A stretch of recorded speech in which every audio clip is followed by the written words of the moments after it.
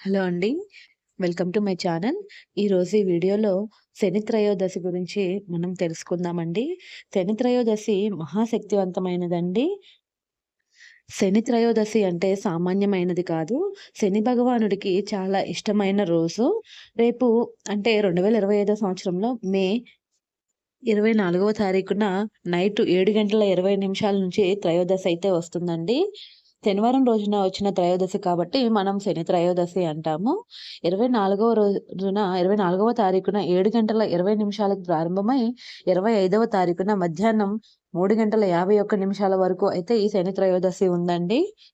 ముఖ్యంగా శని త్రయోదశి రోజు ఏ చిన్న మంచి పని చేసినా కూడా 1000 రెట్ల ఫలితం అయితే ఎక్కువగా ఉంటుంది.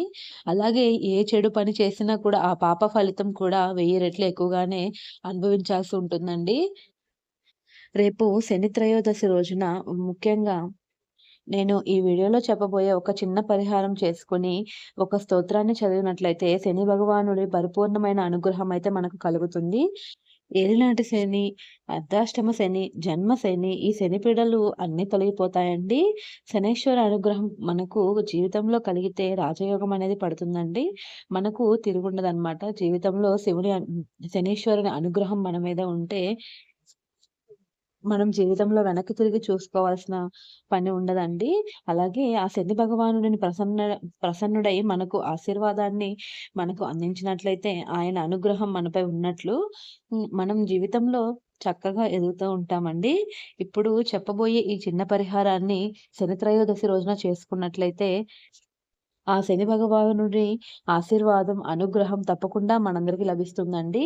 శని త్రయోదశి రోజున శనిదేవుని యొక్క కరుణ, కృపా కటాక్షాలు మన మీద ఉండాలి అంటే ముఖ్యంగా శని త్రయోదశి రోజున నువ్వుల నూనెను తలకంతా పట్టించుకొని ప్రాతకాలంలో అంటే సూర్యోదయానికి ముందే తలస్నానం అయితే చేయాలండి.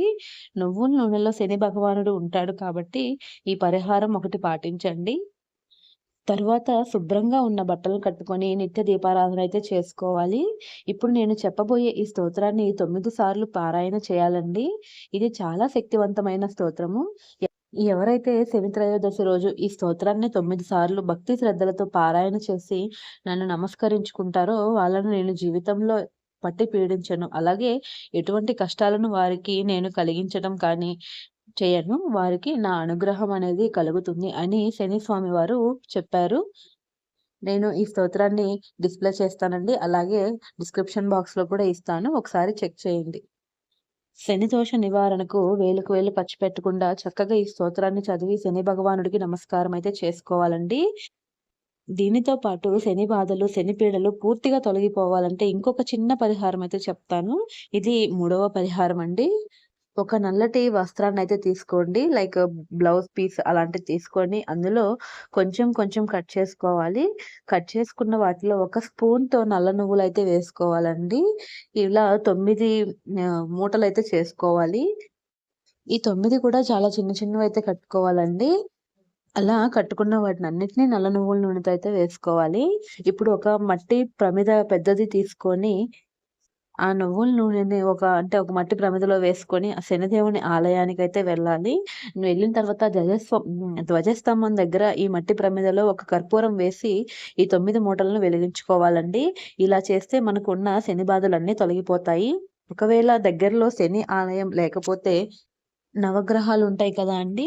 నవగ్రహాల్లో ఉన్న శనీశ్వర స్వామి పాదాల దగ్గర కూడా వెలిగించాలి. కొంచెం స్వామివారికి దూరంగా పెట్టి ఈ మట్టి పాత్రలో ఉన్న నల్ల నువ్వులు, నల్ల క్లాత్‌ని అయితే మనం కర్పూరంతో వెలిగించుకోవాలి. శని దేవాలయం ఉంటే కనుక ఈ త్రయోదశి రోజున స్వామివారికి అభిషేకం అయితే చేయించుకోండి. ముఖ్యంగా బ్రాహ్మణులకైతే ఈరోజు స్వయంపాక దానం అయితే ఇవ్వాలి. శని దేవాలయానికి వెళ్ళి వచ్చినప్పుడు కాళ్ళు కడుక్కోవాలని కొంతమంది అంటారండి. కాళ్ళు కడుక్కోవాల్సిన అవసరం లేదని కొంతమంది చెప్తూ ఉంటారు. ఈ 2 విధాలు కూడా పాటిస్తూ ఉంటారు. ముఖ్యంగా మన ఇంటి పెద్దలు ఎలా చెప్తే అలా చేయటం అనేది చాలా మంచిది. ఇంతే ఫ్రెండ్స్ ఇవాల్టి వీడియో. శని త్రయోదశి గురించి చాలా ఇన్ఫర్మేటివ్ వీడియో అయితే షేర్ చేశాననుకుంటున్నాను. ఇంతవరకు వీడియో చూసినట్లయితే మీకు నచ్చినట్లయితే లైక్ చేయడం మాత్రం మర్చిపోవద్దు. అలాగే ఛానల్‌ని ఫస్ట్ టైమ్ చూస్తున్నట్లయితే సబ్స్క్రైబ్ చేసుకోండి. Thanks for watching.